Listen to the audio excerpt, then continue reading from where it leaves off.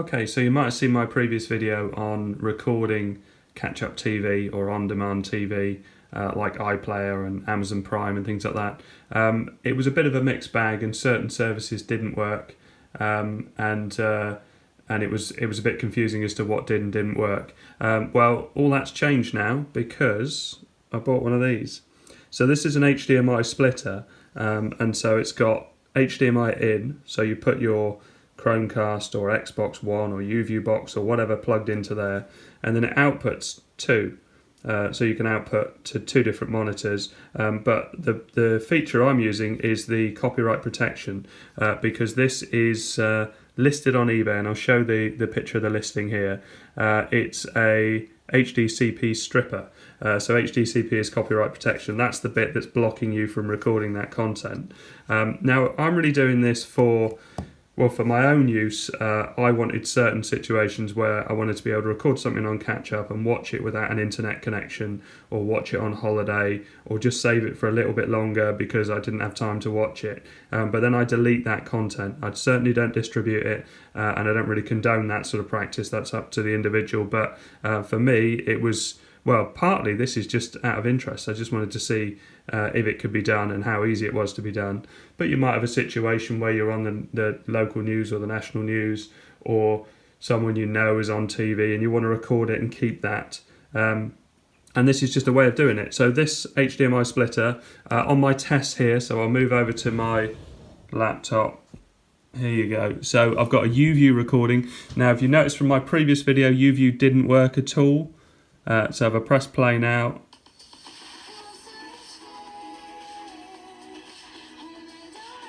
so this isn't UView. You just missed out on going to jail by the skin of your teeth. Doesn't that mean anything to you? We still need to talk about... Right, this is the UView one. And you'll see because of the menus and things. So all I did was just used it through this device, and I'll show how I'll wire it up in a minute.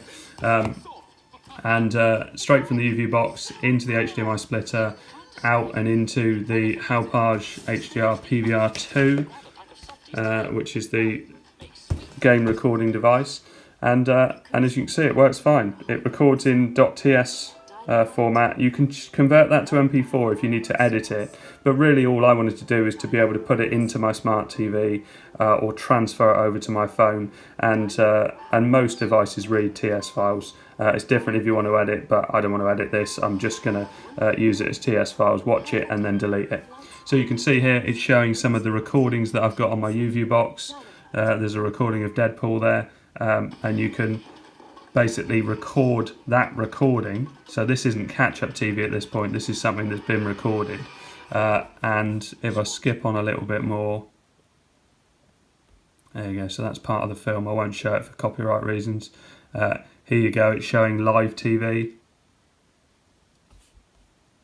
Gotta hit play. So you can record live TV from a UView box. But also the Catchup services work as well, and I think I did some Catchup on here. Yeah, here's the Catchup. So this is all four, which was one that I had trouble. The Xbox One didn't work. Trying to record all four onto the Halpage didn't work. It was blocked. But as you can see, this is working. And if I skip on a bit more. Oh, it's going to do it in its own time. Bonjour everyone. Thank you so much for tuning in. There you go, so that's all four. So that's UView working. So I also tried, which was my kind of reserve thing, which is this LG G3, which is just an Android smartphone. That was going through this slim port cable, which you can see here. And that recorded fine. Again, I won't keep this playing because of copyright. But you can see from, there you go, I did iPlayer as well. So I did Amazon Prime and I did iPlayer from LG G3, so that worked as well. So I also did Chromecast. This is I couldn't even get the screensavers on the Chromecast before. The HDCP blocked it straight away, but through this little splitter, it allowed me to record that, and also some programs from Chromecast. So this is Chromecast and this is ITV Hub. There's, oh, it's a good advert, this.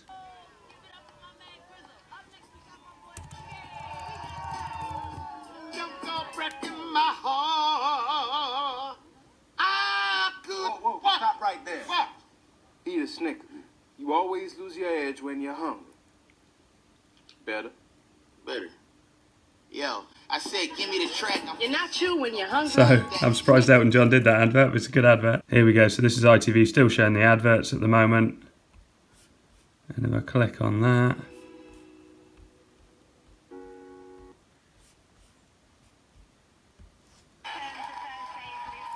There you go. So ITV Hub working through the Chromecast, and everything else I tried worked as well. And I can't remember what this last one is. Oh, this last one's Chromecast. I was going to show as well.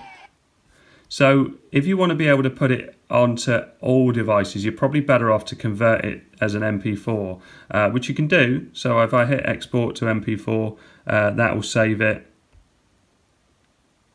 And it doesn't seem to take too long. I mean, this is only 72 megabytes, so obviously it's a small clip. But not everything reads TS files. But to be fair, if you've got a VLC player, that does read TS files. My iPhone reads it through VLC. My Samsung Smart TV reads it as well. So you can generally get away with keeping them as TS files. And what I'll do is, so if I go to captures, this is my captured files that I'm just doing for this test.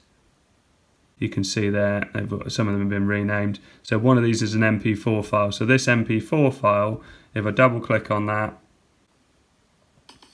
you can see that that's playing as well, and it's converted it as an MP4, so it's editable should you need to edit this this footage. Come on, you just missed out on going to jail by the skin of your teeth. Doesn't that mean anything to you? We still need to talk about... So this is the device, and it is great. It just changes everything. So there isn't a list of things that can and can't be used. Everything I've tried seems to work fine through it. Okay, so another little tip. If you wanted to transfer one of these files over to a phone or over to another device. Now I've got a WD MyCloud device, which is a little sort of NAS storage device, and you can see there's folders on here. What I can do is I can open this. Can I open this in a new window? Yeah. So on the right hand side is my C drive on the computer. So I want to navigate to public videos. That's my captured videos that are here. Now if I wanted to copy one of these files over, and I'll do it with this MP4 file. So if I want to copy that over, I can just drag that into public and let that go. There you go. So that's now copying over to my network storage drive. And you can see that's pretty quick. Now if I turn on my iPad, go to File Browser, which is a brilliant program.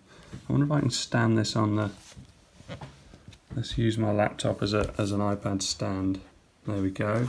Okay, so now on my iPad, you can see WD MyCloud shows up. So if I click on there, that shows the folders. What did I drag it into? Public, was it? HDR. Yeah, so here's the MP4 file. So what I can do is tap on that, an export file or share file or save file, or do whatever I want with it. I could save it to the camera roll, but if I export it to VLC, so you can see it's running along down the bottom working out. And this is the file that's still on my network drive. So if I want to put it into VLC, there's a folder here, and add. Okay, now hit home.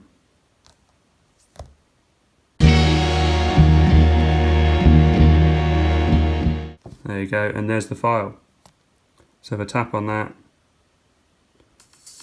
then it starts playing. So that also shows you a quick way of getting it from a Windows computer via a network attached storage drive straight onto your iOS device. And you can do the same sort of thing with Android when you've got a network device, but I'm used to using File Browser, which is a brilliant app. You can delete, move, do all sorts of things with this. I mean, it really gives an iPad or an iPhone really good functionality. Okay, so just to recap, I mentioned in my previous video that it didn't come with a mains adapter. I emailed CEX and they gave me £10 credit, so it ended up costing me £23.50, and I'm using this Sony adapter, and I still need to do something a bit better with the cable because it's just got electrical tape on it. So let's put that out of the way. So obviously this plugs into the mains. You then have an HDMI that would come from your source. So into that main HDMI socket would either be a Chromecast, like that, or from your device. So whether that's an Xbox, an Android phone, anything that outputs HDMI, that goes into that splitter. Then from that splitter, you go out of one of the two outputs, and it doesn't matter which one. In my experience, they both worked fine. And then it goes into HDMI in on this box. So if it's Chromecast, so like this, so we've got the Chromecast going in to the box, then the box is outputting via USB. I don't need anything else. Obviously I need to power the Chromecast. You don't need to power this, even though it came with a little micro USB connection. It doesn't need it. As soon as you plug in an HDMI cable in both ends, whether it's a Chromecast, whether it's an Xbox, Android phone, whatever, the light's lit up on this, and apparently it only uses 1 watt of power. So source going in, that strips the copyright protection, then it goes through the recorder just sees it as recordable content and then sends it through to the PC, and that then records it. Okay, so I hope this helps, and thanks very much for watching. Please like and subscribe.